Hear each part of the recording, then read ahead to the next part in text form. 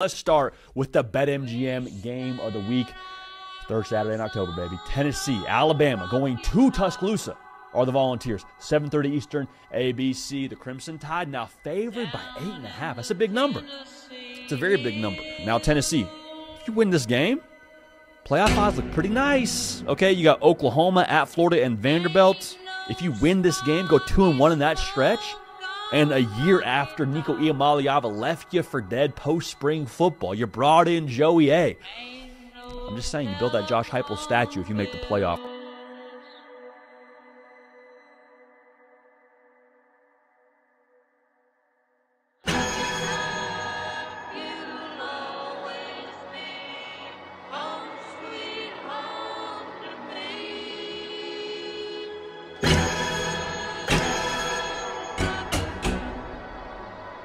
Rockin' up